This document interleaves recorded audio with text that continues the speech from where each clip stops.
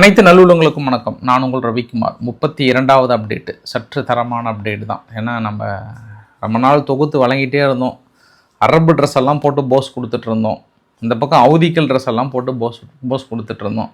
பார்த்தா ஆரம்பிச்சிட்டாங்க. நேற்று இரவு இந்திய நேரப்படி ஒரு மணி 2 மணி இருக்கும்.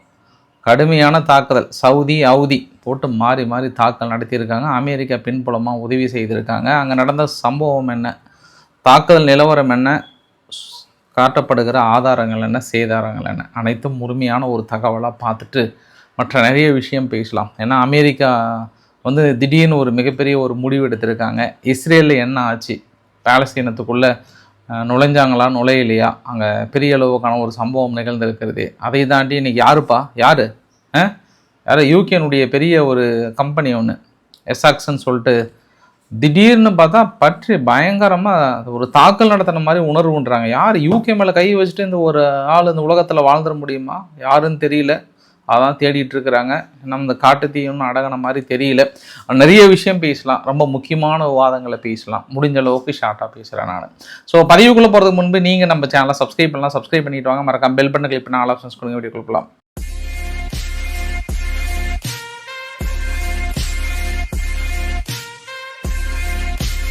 மிக முக்கிய பதிவு பார்க்க போகிறதுக்கு முன்பு, அரபு நாடுகளில் வேலை செய்கின்ற சகோதர சகோதரிகளே, சொந்தங்களே, அக்காக்களே, தங்கைகளே, அண்ணன்களே, எல்லாத்துக்கும் சேர்ந்து ஒரே ஒரு ரெக்வஸ்ட்டு தான். அப்புறம் இங்கே இருக்கக்கூடிய உறவுகளே, ஏன்னா இங்கே இருக்கக்கூடிய உறவுகள் கூட அங்கே என்னாச்சு ஏதாச்சுன்னு சொல்லிட்டு பரபரப்பாக பார்க்குறீங்க. உங்களுக்கெல்லாம் ஒரே ஒரு ரெக்வஸ்ட்டு தான். இது வரைக்கும் ஈரான் நடத்திய தாக்குதலும் சரி, இல்லை அவங்க மீது நடத்திய தாக்குதலும் சரி, பெரும்பாலும் சிவிலியன்ஸ் மீது யாரும் தாக்குதல் குறி வைத்து தாக்கல் நடத்தலை. ஒரு கட்டிடங்கள் மீதோ ஒரு பள்ளிக்கூடங்கள் மீதோ இதுவரை நடத்தப்படவில்லை. அது குறிப்பாக சவுதியில் இருக்கக்கூடிய ஒரு சில உறவுகள்லாம் ஏதாவது பாதிப்பு வந்துடுமா, அதை வந்துடுமா, இதை வந்துடுமான்றாங்க. யாருக்கும் எந்த பாதிப்பும் இல்லை. இன்க்ளூடிங் நீங்கள் போயிட்டு இங்கிருந்து கிளம்பி வேலை செய்யறனா கூட செய்யலாம். ஏன்னா இங்கே நடத்தப்படுகிற தாக்குதல் எல்லாமே இன்ஃப்ராஸ்ட்ரக்சர்ஸ் மீது மட்டும்தான் தாக்கல் நடத்துகிறாங்க. எந்த சூழ்நிலையிலும் சிவிலியன்ஸ் மீது தாக்கல் நடத்த மாட்டாங்க. அதாவது பொதுமக்கள் மீது, பொதுமக்கள் தங்கியிருக்கக்கூடிய பகுதியில் தாக்கல் நடத்த மாட்டாங்க. சம்பவம் நம்பர் 1. சம்பவம் நம்பர் 2, அப்படி தாக்கல் நடத்தினா கூட ஃபுல்லாக வார்னிங் கொடுத்து தாக்குதல் வர்றதுக்கு முன்பே அந்தந்த அரசாங்கம் பெரிய செக்யூரிட்டி மெஷர்மெண்ட்டை அலர்ட் பண்ணுறாங்க.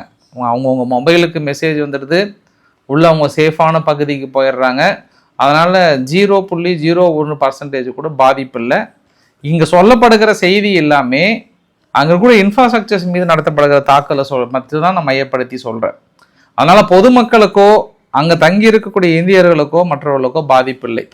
எந்த இந்தியர்களுக்கு பாதிப்பு ஏற்படுகிறது என்றால், கப்பலில் வேலை செய்கிறாங்க பார்த்தியா, அந்த கப்பலில் வேலை செய்கிற நபர்கள், இப்போ சவுதியிலிருந்து ஒரு கப்பல் வருது, அந்த கப்பலில் வேலை செய்கிற மாலுமிகள் நம்ம இந்தியர்களாக இருக்கலாம். அது கண்டிப்பாக பாதிப்பு ஏற்படுகிறது. அங்கேயும் அதே சூழ்நிலை தான். எங்கே ஸ்டேட் ஆஃப் ஹார்முஸ் பகுதியிலையும் அதே சூழ்நிலை தான். கப்பலில் வேலை செய்கிற நபர்கள், அது இல்லாமல் இப்போ ஆயில் இன்ஃப்ராஸ்ட்ரக்சர்ஸ் மீது தாக்கல் நடத்தினாங்கன்னா அங்கே வேலை செய்கிற நபர்கள், அதுவுமே இப்போ கொஞ்சம் சேஃப்டி மெஷர் எடுத்திருப்பதாக சொல்கிறாங்க. அதனால் நான் இதை ஒன்ஸ் அகைன் சொல்ல விரும்புகிறேன் நான். ஏன்னா இந்த தாக்கல் நடக்கிறதுக்கு முன்பு நிறைய கேள்விகள், நிறைய பதில் வந்துட்டே இருக்குது. இது மாதிரி அங்கே சேஃப் இல்லையா, அது மாதிரிலாம் இல்லையான்னு சொல்லிட்டு. ஏன்னா உங்களுக்கு சவுதியினுடைய அனௌன்ஸ்மெண்ட்லாம் சொல்கிறதுக்கு முன்பு இன்றைக்கி சவுதி என்ன பண்ணுறாங்க, இந்த தாக்கல் நடத்தும் போது அமெரிக்கா துணையோடு தான் தாக்கல் நடத்தப்பட்டதாகவும் செய்தி வருது. அங்கேருந்து ட்ராக் இமேஜஸ்லாம் பார்த்தம்போது அப்படி தான் தெரியுது. ஆனால் இது வரைக்கும் என்ன இதுன்னு சொல்லலைன்னா, E11A பேக்குன்னு சொல்லிட்டு கம்யூனிகேஷன் ஏர்க்ராஃப்ட் இந்த தாக்கல் நடத்துறதுக்கு முன்பு சவுதியினுடைய பிரின்ஸ் சுல்தான் ஏர்பேஸ்லேருந்து கரெக்டாக மேலே கிளம்பி தாக்கல் நடத்துறதுக்கு முன்பு ஒரு வேவ் பார்த்துருக்காங்க. அதுக்கப்புறம் தான் அடிச்சிருக்காங்க. பட் இன்ன வரைக்கும் சவுதி எதுவுமே சொல்லலை, தாக்கல் நடத்தின மாதிரி சொல்லலை. ஆனால் இது மேபி அமெரிக்கா தான் முன்னிலை நின்று நடத்தியிருக்கணுமோ அப்படின்ற மாதிரி தோணுது. ஹவுதிகள் மீது இந்த வரைபடத்தில் பார்த்தீங்கன்னா இந்த 2 முக்கிய இடத்துல தாக்கல் நடத்தின மாதிரி சொல்கிறாங்க. ஒன்று ஹவுதி தான் கவர்னன்ஸ்னு சொல்லிட்டு இருக்கு இல்லையா, அந்த பகுதியில் ஒன்று போர்ட் ஒன்று இருக்குது, அவங்களோட கம்யூனிகேஷன் சென்டர் ஒன்று இருக்குது. இன்னொன்று கம்ரான் ஐலாண்ட் சொல்லிட்டு. இந்த ஐலாண்டு மீது ஏன் தாக்கல் நடத்துகிறாங்கன்னா, இந்த பேபிள் அல் மேண்டப் பகுதி இருக்குது இல்லையா, இந்த பகுதியில் வருகின்ற கப்பல் எல்லாமே இங்கிருந்து தான் போயிட்டு இந்த போட் மூலிமா கண்ட்ரோல் படுத்துறது, துப்பாக்கி சூடு நடத்துறது, திடீர்னு மிரட்டுறது எல்லாமே அதுதான் மெயின் கம்யூனிகேஷன் சென்டர். ஆனால் அந்த இடத்துல தான் நடத்தியிருக்காங்க. ஆனால் இவங்க இன்னும் சனாவுக்குள்ளாரையோ உள்ளே நடந்த நிகழ்வுகளையோ அவங்க ஃபுல்லாக இன்னும் தொடவே கிடையாது. உங்களுக்கு நான் அடுத்த வரைபடத்தையும் நான் அதையும் காட்டிடுறேன் இப்பயே அட்வான்ஸ்டாகவே. ஏன்னா இதுதான் அந்த சனானுடைய கட்டுப்பாட்டுள்ள பகுதி. இதுலேயும் ஒரு சில பகுதி அவங்க சரியாக மென்ஷன் பண்ணல. இதில் 2 தாக்குதல் இவங்க பதில் நடத்தினோடனே இவங்க என்ன பண்ணிட்டாங்க, காத்திருந்தவர்கள் திடீர்னு சவுதி மீது ஜாசன் ரீஜியன் அப்படின்னு சொல்லுவாங்க, மேலே கார்னரில் இருக்குது பாருங்கள் அஃபெக்டட் ஏரியான்னு சொல்லிட்டு, இதெல்லாம் இவங்க கிளைம் பண்ணியிருக்காங்க. அப்புறம் வந்து ரியாத் கராச் என்ற பகுதியும் சரி, அப்புறம் இன்னொரு 2 பகுதியை வந்து சொல்கிறாங்க. மொத்தமாக ஒரு 5 இடத்துல இவங்க பதில் தாக்கல் நடத்தியிருக்காங்க. அது எல்லாமே உங்களுக்கு ஏரோ மார்க் மாதிரி கூட போட்டிருக்கு பாருங்கள். இந்த ஜாசன் ரீஜியன் அதிகமாகும். கீழே ஒன்று வந்து இவங்க மென்ஷன் பண்ணாமல் விட்டுட்டாங்க. இந்த சனாவுக்கு மேலே வந்து ஜிசான்னு சொல்லிட்டு அந்த எண்ணெய் கிணறுகள் பற்றி எரிஞ்சிட்டு இருந்ததும் யான்பூ மீதும் தாக்கல் நடத்தியிருக்காங்க. அது 2ம் அவங்க மென்ஷன் பண்ணலை. ஏன்னா இதுக்கு முன்னாடி நடத்திய தாக்கல் கிடைச்சது லைவ்ல கிடைக்கல. அப்போ பதிலுக்கு அவங்க ஜஸ்ட் 2 தான். அதில் ரொம்ப நம்ம முக்கியமாக பார்க்க வேண்டியது, ஹவுதிகளுடைய முக்கிய தளங்கள் மீதோ நமக்கு எதுவுமே நடத்தலை. ஃபஸ்ட்டு இந்த ஃப்ரீடம் ஆஃப் ஷிப்பை வந்து ஃப்ரீயாக அனுப்பணுன்றதுக்காக அந்த 2 பகுதியுமே அந்த ஹவுதிதானுடைய கவர்னன்ஸ் என்ன சொல்லிட்டாங்கன்னா, இல்லைங்க நம்ம எங்கள் போர்ட் மீதுலாம் தாக்கல் நடத்தலை, கம்யூனிகேஷன் சென்டர் அதாவது எங்கள் மிலிட்ரி டார்கெட் மட்டும் தான் நடத்தியிருக்காங்க, அது ஒன்றும் கட்டுக்குள்ளே வரக்கூடிய சம்பவம் தான்ட்டாங்க. பட் தீவு கொஞ்சம் பாதிக்கப்பட்டிருக்குன்ட்டாங்க. ஆனால் நாங்கள் அடித்த அடியில் இடி மாதிரி அறிக்கிறோம், ஒன்றும் இடி மாதிரி அறிக்கிறோம் அப்படின்றாங்க. ஏன்னா சவுதியில் வந்து யான்பூ கவர்னன்ட் என்ன சொல்கிறாங்கன்னா, ஒரு பொட்டன்சியல் அசார்ட் அதாவது ஒரு எமர்ஜென்சி சுச்சுவேஷன் வந்து வார்னிங் பண்ணியிருக்காங்க. மேபி கெமிக்கல் ஏதாவது வெளியே வந்திருக்கா என்னன்னு தெரியல. ஆனால் ஒரு விதமான அதாவது மக்களுக்கு அவ்வளோ சீக்கிரம் வெளியே வர வேண்டாம், கொஞ்சம் சேஃபாக இருந்துக்கோங்க அப்படின்றாங்க. ஏன்னா ஒரு சில டெர்மினல் வந்து ஒட்டுமொத்த சவுதி அரேபியானுடைய கிங்டம்னுடைய ஆயில் எக்ஸ்போர்ட்டில் 75% வந்து யான்பூ தான் இருக்குது. அந்த யான்பூ பைப்லைன் வந்து இப்போது நிலைமைக்கு வந்து ஜிசான் அப்படின்னு சொல்லுவாங்க, ZIZAN ஜிசான் அப்படின்னு சொல்லுவாங்க. ஸோ இது அங்கே வந்து அரம்கோ எண்ணெய் நிறுவனங்கள் இருக்கிறது. இந்த இடத்துல தாக்கல் நடத்தின முயற்சியை நாங்கள் முறியடிச்சிட்டோம் அப்படின்னு அவங்க சொன்னால் கூட, அந்த ஜிசான் ப்ராவினன்ஸில் எமினி மிசைல்ஸ் தாக்குதலில் அங்கே இருக்கக்கூடிய இண்டஸ்ட்ரி சிட்டி ஒன்று வந்து பற்றி எரிஞ்சிட்ருக்கு. அது பார்க்க முடியுது. அது காரில் போன நபர்கள் பதிவுகளாக எடுத்திருக்காங்க. ஸோ ஃபஸ்ட்டு பதிவு அதை மட்டும் பார்க்க முடியுது. மீதி எல்லாமே சுட்டு வீழ்த்தப்பட்டிருந்தா கூட அந்த ஜிசான் ப்ராவினன்ஸில் அந்த யான்பூ பக்கத்துலேயும் சொல்கிறாங்க, ப்ளஸ் வந்து இங்கே கீழேயும் சொல்கிறாங்க. மொத்தம் 2 இடத்துல ஒரு எண்ணெய் கிணறு மேபி பெரிய அட்டாக் இருக்கும் அப்படின்ற மாதிரி வந்து சொல்கிறாங்க. மீதி எல்லாமே பவர்ஃபுல் எக்ஸ்ப்ளோசிவ் இருக்குது. யான்பூ பக்கத்தில் பவர்ஃபுல் எக்ஸ்ப்ளோசிவ் இருந்தாலுமே பெரிய ரிஸ்க்கு தான். அப்புறம் வந்து ஜாசன், நம்ம 2த்துக்கும் உள்ள வித்தியாசத்தை புரிஞ்சுக்கோங்க. ஜாசன் வேறு, ஜிசான் வேறு. அந்த ப்ராவினன்ஸ்லையும் அந்த தாக்கல் நடத்தப்பட்டதை வந்து அதாவது பெரிய அளவுக்கு அஃபெக்டடாக பார்க்க முடிகிறது. இனி சவுதி அரேபியா என்ன எடுக்க போகிறாங்க, இனி நாங்கள் முழு தாக்கலில் தொடக்க போகிறோம், இதற்காக தான் நாங்கள் காத்து கொண்டு இருந்தோம், இனி நடப்பது என்ன நடக்க போகுதுன்றது பாருங்க, பிரித்து மேய போகிறோம்னு யார் தரப்பு சொல்லியிருக்காங்க, ஹவுதிகள் தரப்புல இருந்து சொல்லியிருக்காங்க. மேபி கிரவுண்ட் ஃபோர்ஸ் அட்டாக் நடக்க போகிறதா, இல்லை சவுதி போயிட்டு இஸ்ரேல்கிட்ட உதவி கேட்க போகிறதா. ஏன்னா ஏற்கனவே இவங்க என்ன சொன்னாங்கன்னா, இஸ்ரேலுடன் இணைந்துட்டீங்க நீங்கள், அன்றைக்கே நீங்கள் முடிஞ்சுங்க கதை அப்படின்ற மாதிரிலாம் வந்து சொல்லியிருக்கிறாங்க. என்னைக்குமே அமெரிக்கா வந்து தாக்கல் நடத்தினா கொஞ்சம் குசுன்னு நடத்துவாங்க, கொஞ்சம் லைட்டாக வலிச்ச மாதிரி இருக்கும், வலிக்காத மாதிரி இருக்கும், மெயினாக டெக்னிக்கலாக அடிப்பாங்க. ஏன்னா கொஞ்சம் கம்யூனிகேஷன் கிடைக்காத மாதிரியும் கப்பல்களை வழிமுறைப்படுத்துகிற மாதிரி தான் இருக்கும். அதனால் சவுதி வந்து அமெரிக்கா விரும்புகிறாங்களா, இல்லை ஆபிரகாம் அக்காட் மூலிமா இஸ்ரேல் விரும்புகிறாங்களா, இல்லை தனிப்பட்ட முறையில் சவுதியை ஹேண்டில் பண்ணுறாங்களா அப்படின்றத பொறுத்திருந்து பார்க்கணும். ஆனால் வருகின்ற நிகழ்வுகள் எல்லாமே இப்போ நான் பேசும்போது கூட அடுத்தடுத்த தாக்குதல் தொடர்ந்து வந்துட்டே தான் இருக்குது. அதாவது ஒன்று ஒன்றா 1 மணி நேரத்துக்கு ஒன்று தான் அனுப்பிட்டே இருக்கிறாங்க, ஹவுதிகள் தரப்புலேருந்து அனுப்பிட்டே இருக்கிறாங்க. நீங்கள் அஃபெக்ட் ஆகிற மாதிரி பெருசாக நடத்தினா மட்டும்தான், இல்லைனா சவுதி வந்து ஃபுல்லாக மாட்டிப்பாங்க. ஏன்னா இவங்களுக்கு கம்மி தான், அவங்களுக்கு ரிசோர்ஸ் பெருசு, எண்ணெய் வளங்கள்லேருந்து எல்லாமே அதிகமாக இருக்குது. அதனால் அவங்க எவ்வளோ குயிக்காக ரியாக்ட் பண்ணுறாங்களோ அவ்வளோ குயிக்காக அவங்கள காப்பாற்றிக்க முடியும். இல்லை இன்னுமே பொறுமையாக உட்காந்துட்டு எப்பவுமே சவுதி முடிவெடுக்கிறதுல ரொம்ப தடுமாறுறாங்க, ரொம்ப பொறுமையாக இருக்கிறாங்க.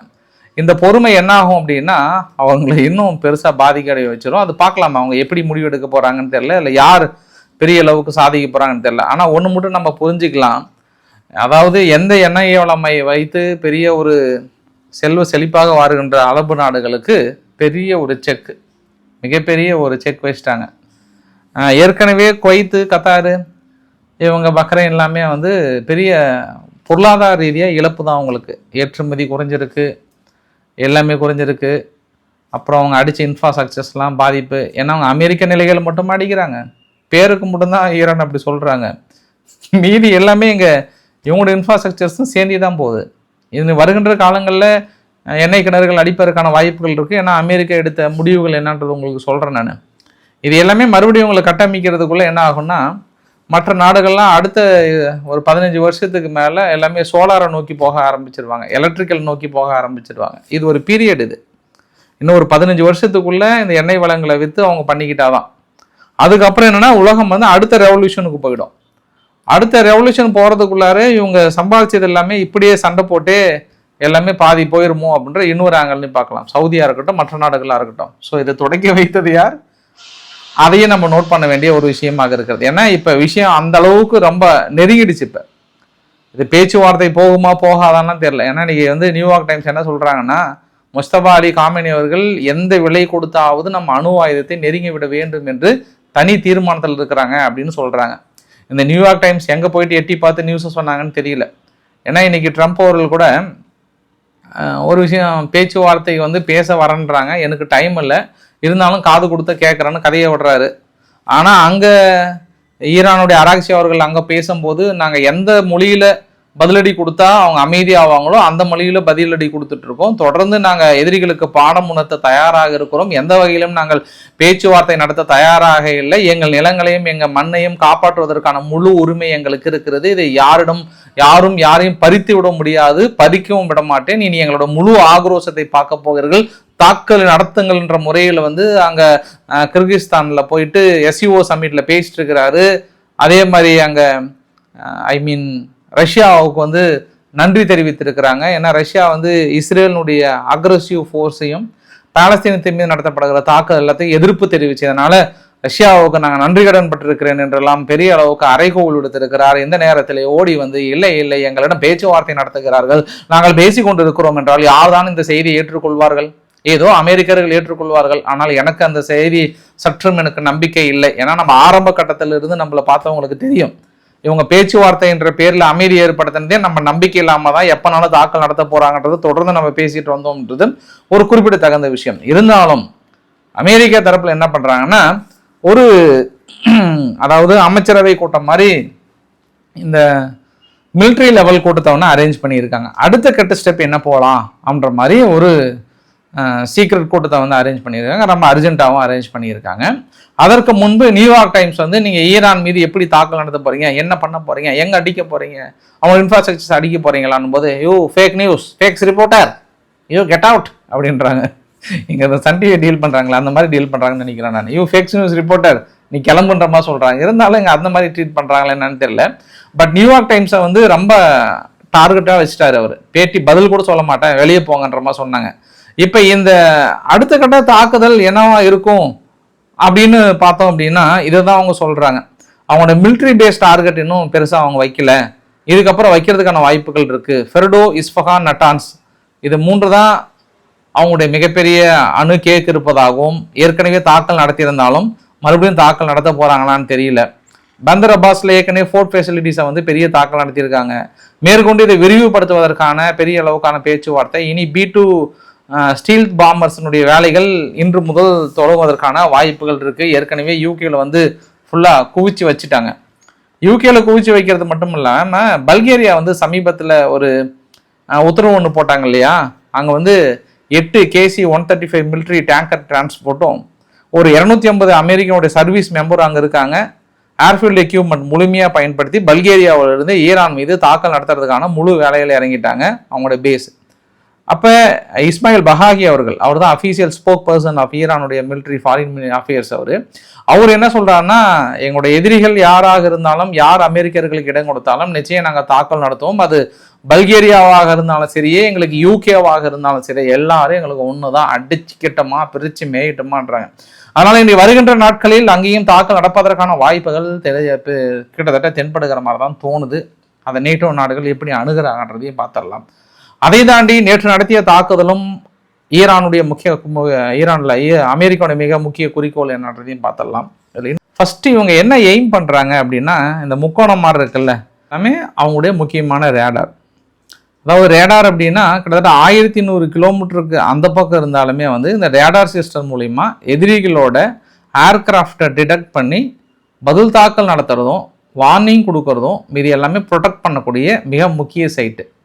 இப்போ நீங்கள் சமீப காலமாக பார்த்தீங்க அப்படின்னா சிராஸ் பகுதி அவங்க குறி வைக்கிறதும் சரி, அஸ்வாஸ் பகுதியை குறி வைத்து தாக்கல் நடத்துறதும் சரி, இந்த ஈராக்கினுடைய எல்லை ஓரத்தில் அவங்க குறி வைத்து தாக்கல் நடத்துறதும் சரி, இந்த கிரமாபாத்துக்கு மேலே தெஹ்ரானுக்கு ஓல. ஸோ இது கடந்த நாட்கள் ஃபுல்லாகவும் சரி, கடந்த ஒரு 4-5 நாட்களாகவே அமெரிக்கா ஈரானில் இருக்கக்கூடிய அந்த ஓடிஹெச் ரேடார்னு சொல்லுவாங்க, மொத்தம் 6 இருக்குது, 6 டார்கெட் பண்ணி அழிச்சிருக்காங்க. இது ஈரானுக்கு மிகப்பெரிய ஒரு நெகட்டிவ். ஏன்னா இதுக்கப்புறமும் அவங்க வான்தடுப்பு சாதனங்களுடைய செயல் இழப்பை கொஞ்சம் கொஞ்சமாக குறைச்சிட்டு வராங்க. ஒன்று.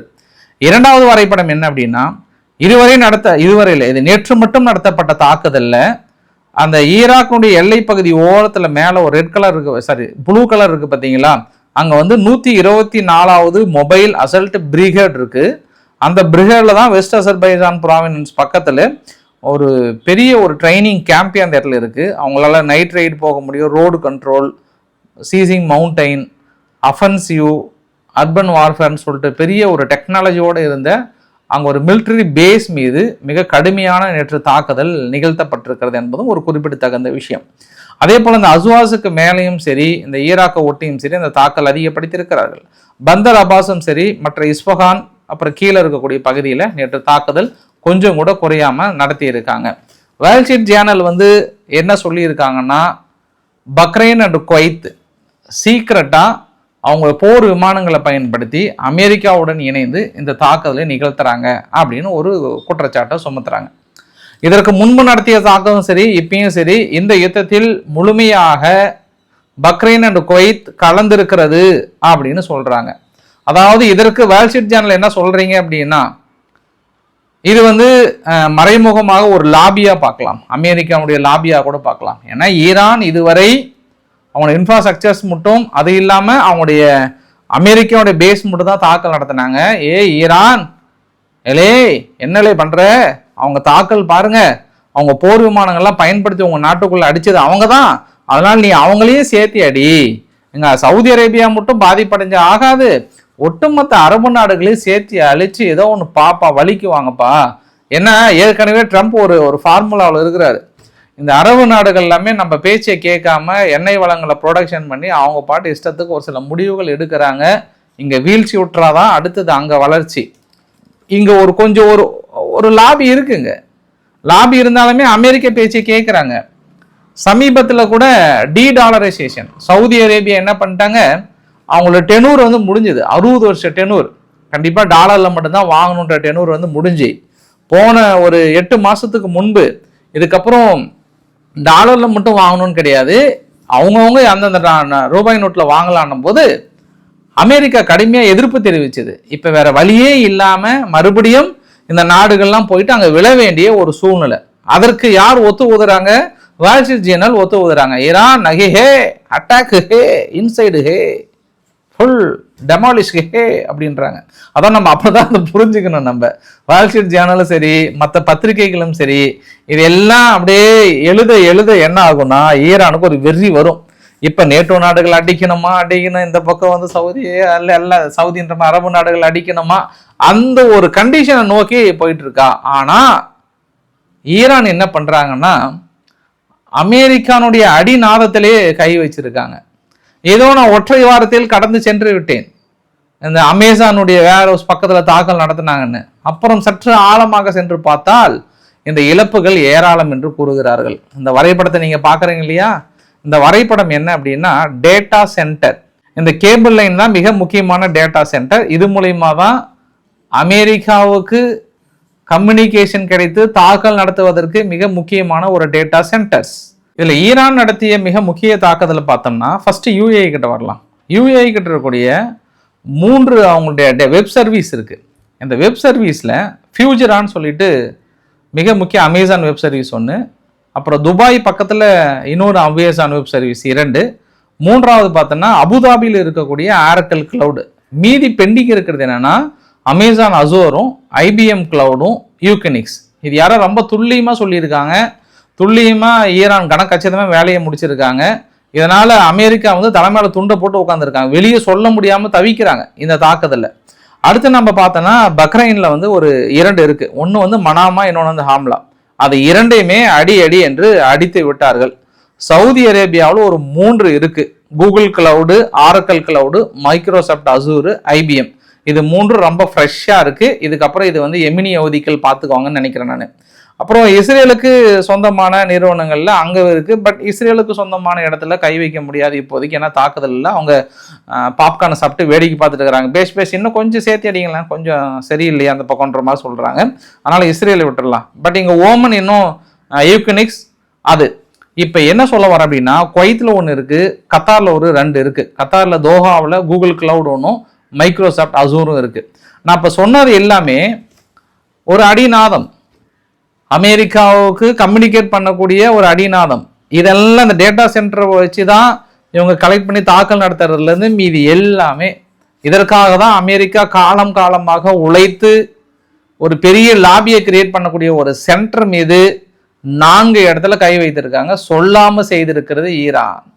இந்த ஈரான் தாக்குதல்ல தான் இவங்க அடுத்த கட்ட நிகழ்வு ரொம்ப குயிக்கா போனா மட்டும்தான் நம்ம இது ஒரு முடிவுக்கு கொண்டு வர முடியும்னு நினைக்கிறாங்க.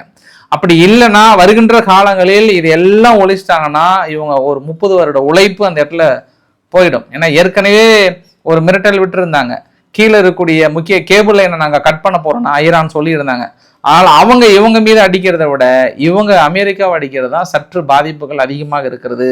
அது இல்லாமல் இன்னைக்கு ஈரானுடைய மிலிட்ரி கமாண்டர் என்ன சொல்லியிருக்கிறார் அப்படின்னா, ஒவ்வொரு சிவிலியன்ஸும் ஒவ்வொரு இராணுவம் இங்கே கொல்லப்படும் போது பதிலுக்கு ஒரு அமெரிக்கர்கள் கொல்லப்பட்டே ஆக வேண்டும். இது எழுதப்பட்ட விதி, இந்த விதியை ஃபுல்ஃபில் பண்ணியே ஆகணும் அப்படின்னு அவங்க மக்களுக்கு வந்து ஒரு பெரிய உத்தரவு கொடுத்துருக்காங்க. ஈராக்கினுடைய ஆர்மி என்ன பண்ணுறாங்க, கொஞ்சம் இந்த ப்ரோ ஈரான் இருக்கக்கூடிய பகுதியில் நேற்று இருந்து ரைடு விட ஆரம்பிச்சிட்டாங்க. ஏன்னா அந்த ட்ரோன் தாக்குதல் மீதெல்லாம் இருக்கு இல்லையா, அதனால கொஞ்சம் ரைடு விட ஆரம்பிச்சிருக்காங்க. குர்திஷ் ரீஜன் மீது நடத்தப்படுகிற தாக்கலை உடனடியாக நிறுத்த வேண்டும் என்ற எண்ணத்தை லாங்கும் அந்த தேடுதல் வேட்டையில் மிக கடுமையாக ஈடுபட்டிருக்கிறது. நேற்று இரவு இருந்து ஈராக்கினுடைய பகுதிக்குள்ளாரே ஈரான் விசிட்டுக்கு அப்புறம் ப்ரோ ஈரான் இருக்கக்கூடிய பகுதியில சற்று தேடுதல் வேட்டையை அதிகப்படுத்தி இருக்கிறது. அமெரிக்காவின் லாபியை ஈடேறும் பட்சத்தில் நிச்சயம் நாங்கள் ஈராக் மீது தாக்கல் நடத்துவோம் என்று அந்த 23 ரெசிஸ்டன்ஸை வந்து எச்சரிக்கை கொடுத்திருக்கிறாங்க ஈராக் அரசாங்கத்துக்கு. அதையும் குறிப்பிட வேண்டிய விஷயம். ஈராக் வந்து அந்த பகுதியில், அதாவது பேபிள் ஆஃப் மேண்டப்ல ஸ்டேட் ஆஃப் ஹார்முஸ் பகுதியில் ஏற்றுமதி பண்ற ஒட்டுமொத்தமா நிறுத்திட்டு சிரியா வழியா எங்களோட முழு ஏற்றுமதியை நாங்கள் தொடங்கி வைத்திருக்கிறோம் அப்படின்னு சொல்றாங்க. இஸ்ரேல் நேற்று என்ன ஆச்சு அப்படின்னா, ஒட்டுமொத்த குரூப்பும் பாலஸ்தீனத்துக்குள்ள ஒரு சில குரூப்லாம் உள்ள நுழைஞ்சிருக்காங்க. மற்ற 4 கிராமங்கள் நேற்று பற்றி எரிஞ்சிருக்கிறது. அல் நக்கூரா அப்படின்ற ஒரு பகுதியில், வெஸ்ட் பேங்க் பகுதியில் நிறைய வீடுகள் வந்து கிட்டத்தட்ட கொளுத்தப்பட்டிருக்கிறது அப்படின்ற ஒரு குறிப்பிடத்தகுந்த விஷயம். அது இல்லாமல் வெஸ்ட் பேங்க் பகுதியில் இன்னும் நிறைய இடங்கள் அந்த ஆக்ரோஷத்தை வந்து பெரிய அளவுக்கு சொல்லியிருக்காங்க. ஐ திங்க் இன்னைக்கு இஸ்ரேல் வந்து பெரிய தேடுதல் வேட்டையில் ஈடுபட போகிறாங்க வெஸ்ட் பேங்க்குள்ளார. அந்த குறிப்பிட்ட ஜுடா அண்ட் சமீரா பகுதிக்குள்ளார ஒரு பெரிய பாதிப்பு ஏற்பட போகுதுன்னு நினைக்கிறேன். ஏன்னா அவங்களுடைய சுமட்ரோச் அவர்கள் சொல்லுகின்ற வார்த்தையை பார்க்கும்போதே தெரியுது. இன்டர்நேஷனல் கிரிமினல் கோர்ட் இருக்கு இல்லையா, இன்டர்நேஷனல் கிரிமினல் கோர்ட்ல கரீம் கான் அப்படியே இந்த இது மாதிரி வரல, டக்குன்னு கரீம் கான் இருக்கிறார் இல்லையா, இந்த கரீம் கான் மீது பாலியல் குற்றச்சாட்டு சுமத்தப்பட்டு பாலியல் குற்றச்சாட்டு ஊர்ஜினப்படுத்தினால் அவர் ப்ராசிக்யூட்டர் பொசிஷன்ல இருந்து தூக்குறாங்க இன்டர்நேஷனல் கிரிமினல் கோர்ட்ல. இவர் தான் சமீப காலமாக இஸ்ரேல் மீதும் நெதன்யாகு அவர்கள் மீதும் தூக்கு தண்டனையில் வாழ்நாள் சிறை தண்டனை வாங்கி கொடுத்ததுல முக்கிய பங்காற்றியவர். உடனடியாக கைது செய்ய வேண்டும்னு. பட் அவரையே தூக்கி வெளியே போட்டாங்க, போப்பான் அந்த பக்கம் அப்படின்னு தூக்கி வெளியே போட்டிருக்கிறாங்க இன்டர்நேஷனல் கிரிமினல் கோர்ட்டு. ஏற்கனவே அமெரிக்கா சொல்லியிருக்காங்க. அது இல்லாமல் ஈரானுடைய மிக முக்கிய 4 நிறுவனங்கள் மீதும் தனிப்பட்ட நபர்கள் மீதும் பொருளாதார தடையை விரிவுபடுத்தி இருக்கிறது அமெரிக்கா. அடுத்த கட்ட பொருளாதார தடையை ஃபினான்சியர்னு சொல்லுவாங்க. அந்த ஃபினான்சியர் மீது வீடியோ நிறைவு பகுதியில் இந்த வீடியோ பதிவை பார்த்துக்கோங்க. இது வந்து ரெட்டார்டன் அப்படின்னு சொல்லுவாங்க. எஸ்எக்ஸ் அப்படின்னா ஒரு வில்லேஜ். அது அங்கே ஒரு பெரிய ஒரு லார்ஜ் இண்டஸ்ட்ரியல் சைட் ஒன்று. அது யாரோ அட்டாக்கா இல்லை என்னன்னு தெரியல, ஆனால் திடீர்னு வெடிச்சிருக்கு. என்னன்னு தெரியாமல் அப்படியே தயக்கத்தில் இருக்கிறாங்க. அதை சொல்லலாமா இல்லை வேண்டாமான்ற மாதிரி. சமீப காலமாக யூகே வார்னிங் கொடுத்துட்டே இருக்கிறாங்க. இந்த எச்சரிக்கை எப்படி பார்க்குறாங்கன்னு தெரியல, பொறுத்து இருந்து பார்க்கலாம். ஐரோப்பா என்ன பண்ணுறாங்க, 5 ஈரானுடைய ஜட்ஜஸுக்கு வந்து தடை விதிக்கிறாங்க. ஹியூமன் ரைட்டை வந்து வயலேட் பண்ணியிருக்காங்க அப்படின்னு. அது இல்லாமல் ஃபவுண்டர் ஆஃப் சைபர் குரூப், அந்த குரூப் மீதும் பொருளாதார தடையை வந்து ஐரோப்பா விதித்திருக்கிறது. இந்த ஒட்டுமொத்த நிகழ்வையும் வந்து ரொம்ப ஈஸியாக லாபம் அடைகிற ஒரு நாடு யாருன்னா நார்வே. மீதி அரபு நாடுகள் எல்லாமே வந்து எண்ணெய் வளத்தை ஏற்றுமதி பண்ணணும் அப்படின்னா கப்பலில் கொண்டு வந்து ஏற்றுமதி பண்ணணும், அந்த செலவெல்லாம் சேர்த்தி தான் க்ரூட் ஆயிலோட விலை. பட் நார்வே அப்படி இல்லை. இந்த ரஷ்யா உக்ரைன் வாருக்கு முன்பு ரொம்ப கம்மியாக தான் இருந்தாங்க. இப்போ அவங்க ப்ரொடக்ஷன் யூனிட் அதிகம் பண்ணி இருக்கிறதுல நார்வே தான் வந்து ஒரு செல்வ செழிப்பு நாடாக மாறிடுச்சு இந்த யுத்தத்தில். ஏன்னா அவங்க ஏற்றுமதிக்கு எந்த தடையும் கிடையாது, அப்படியே பைப்லைன் வழியாக ஈஸியாக கொண்டு வராங்க, ஐரோப்பாவுக்கு சேல்ஸ் பண்ணுறாங்க. கிட்டத்தட்ட அவங்களோட இன்கம் வந்து 11.48 பில்லியன் வந்து உயர்ந்திருக்கு. இதுக்கு முன்பு வருஷத்துக்கு 6.5 பில்லியன், டபுள் மடங்காக உயர்ந்திருக்கு. அவங்களோட கேஷ் ஃப்ளோ வந்து சர்வசாதாரணமாக 9.47 பில்லியன். இது வந்து ஐரோப்பா நாடுகளுக்கு ஏற்றுமதி பண்ணால் நார்வே வந்து ஒரு செல்வ செழிப்ப நாடாக மாறி இருக்கிறது. திடீர் பணக்காரர்கள் இப்போ ஊரில் ஏதாவது ஒரு கிரைசிஸ் மாதிரி வரும்போது திடீர்னு சும்மா இருப்பாங்க, பார்த்தா திடீர்னு செல்வ செழிப்பாக மாறிடுவாங்க. இந்த கொரோனா சமயத்தில் இந்த சானிடைசர் விற்றவங்கலாம் திடீர் ப்ரொடக்ஷன் பண்ணி அப்போ பார்த்தீங்கன்னா ஒரு குரூப் வந்து திடீர்னு பணக்காரரானாங்க. அந்த மாதிரி நார்வே யாருமே எதிர்பாராத ஒரு திருப்பம். அரபு நாடுகளுக்கும் மற்ற ரஷ்யாவுக்கும் மற்ற எல்லா நாடுகளுக்கும் உயர்ந்து பார்க்கக்கூடிய ஒரு நாடு இந்த யுத்தத்தின் மூலம் பயன்பெற்று ஒரு செல்வ செழிப்பாக வாழுகிறது என்றில் எந்த மாற்று கருத்தும் இல்லை. ஸோ இன்றைக்கு ஓரளவுக்கான தகவல் கவர் பண்ண நினைக்கிறேன். பிடிச்சிருந்தா லைக் பண்ணுங்க, ஃப்ரெண்ட்ஸுக்கு ஷேர் பண்ணுங்க, சப்ஸ்கிரைப் பண்ணுங்க. ரவிக்குமார் சோமு. நன்றி, வணக்கம்.